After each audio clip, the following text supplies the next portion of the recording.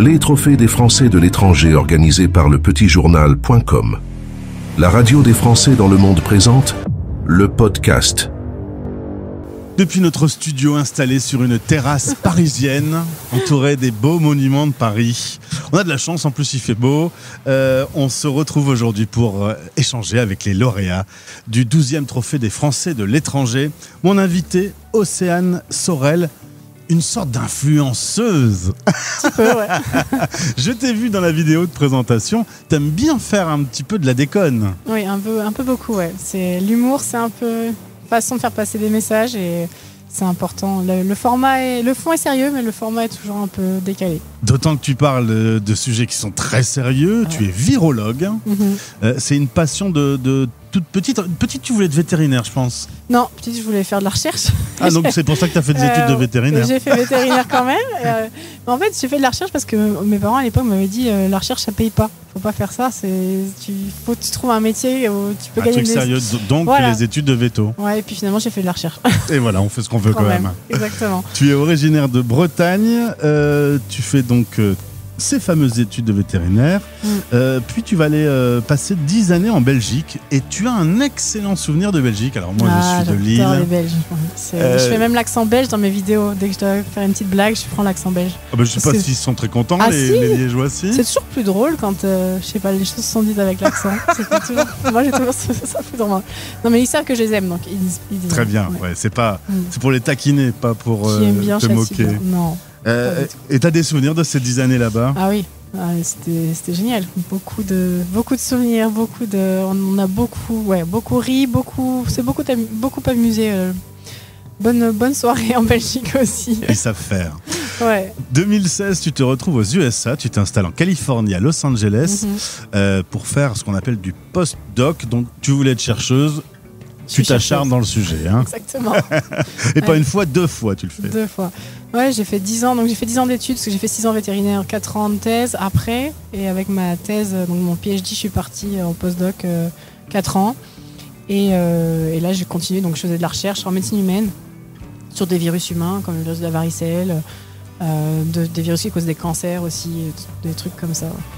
On a sur la radio des Français dans le monde un virologue qui est chercheur et qui est installé aux États-Unis et qui a été très souvent intervenant sur notre antenne pendant la période du Covid. Ça, c'est quand même un sacré sujet. Hein. Être virologue, d'autant être virologue ces dernières années, c'est jackpot. C'était tendu. Hein. Je l'ai souvent eu en ligne, il m'a souvent un peu expliqué. Et en l'occurrence, ça va faire un lien avec la raison pour laquelle tu gagnes ce prix du public, puisque tu vas te lancer sur Instagram pour lutter contre la désinformation. Il faut dire que dans ce sujet, on dit tout et n'importe quoi. Hein. Et surtout quand il y a une pandémie. Surtout n'importe quoi. Oui, c'est ça. Chacun avait un peu son opinion. Donc j'essayais d'un peu d'expliquer que la science n'est pas une opinion et qu'on a beau ne pas être pour ou contre pour les vaccins. J'entends souvent je suis pas pour les vaccins.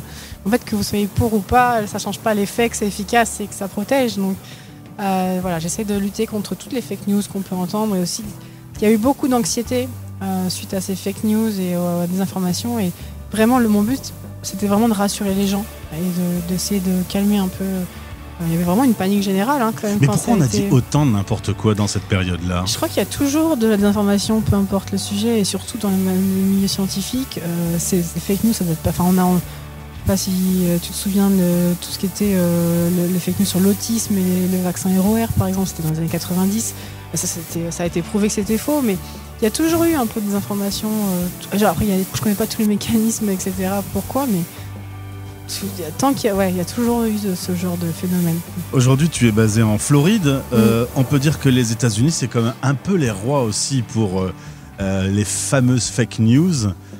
Toi, Française aux États-Unis, tu dois bondir encore plus que les autres? Je sais pas si je bondis plus, parce qu'en France, on en a eu quand même. On est quand même pas mal, ouais. Souvent, on récupère les fake news américaines et on les met à la sauce française, donc c'est pas toujours. C'est vrai. Je pense qu'on a les mêmes. Voilà. Et après, il y a des personnages qui sont un peu différents, qui transmettent les messages, parce que en fait, les messages sont souvent les mêmes. C'est souvent les mêmes fake news qu'on retrouve. C'est juste pas. C'est pas expliqué de la même façon. Non, c'est pas expliqué par les mêmes personnes. Donc les personnages majeurs de la désinformation ne sont pas les mêmes parce que c'est des Français qui parlent français, etc.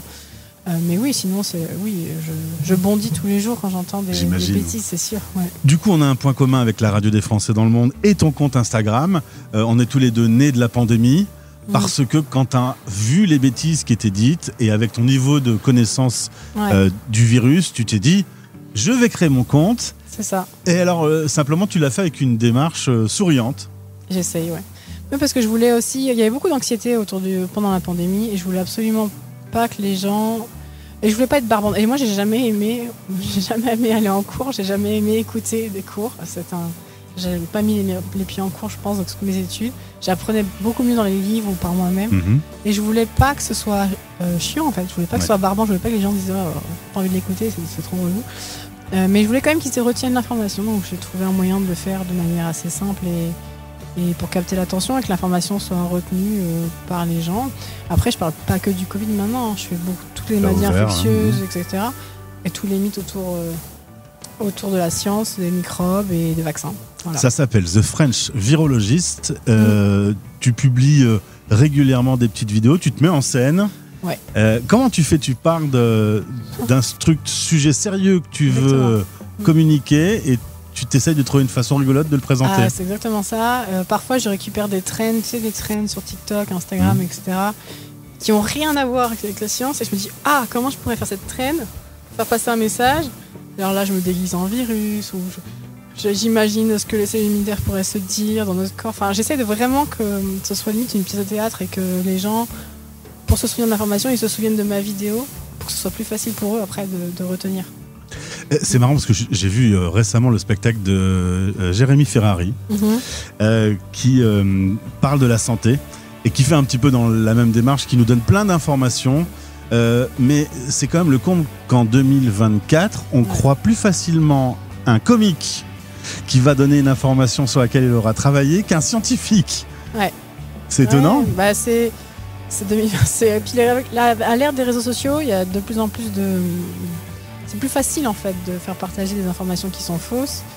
Et je pense qu'il y a aussi un problème de confiance.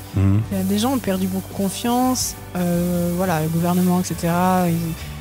Et ils nous mettent un peu tous dans le même sac parfois et ils se disent qu'on n'est jamais d'accord entre nous alors que c'est pas vrai. Il y a un consensus scientifique et qu'il y a toujours des gens qui sont en marge de ce consensus mais qui parlent plus fort que les autres. Donc après, en fait, on a ce sentiment de confusion et qu'on n'est pas d'accord alors qu'en fait, c'est juste une illusion. Il y a un consensus et après, il y a les gens qui sont en marge de ce consensus et ils parlent très très fort. Et mais c'est pas facile de rétablir la confiance en la science, les scientifiques, de manière générale. On avait un débat de dingue partout sur la planète avec l'ARN. Ah oui. Pareil, tu devais dire, mais qu'est-ce qu'ils racontent ? En fait, on voyait sur des plateaux de télé des gens qui disaient des choses. Tu avais envie de rentrer dans la télévision pour donner des fessées ? Un petit peu. C'est pour ça que c'est avec ça que j'ai commencé. C'était aussi cette fake news-là, je pense, qui m'a fait démarrer.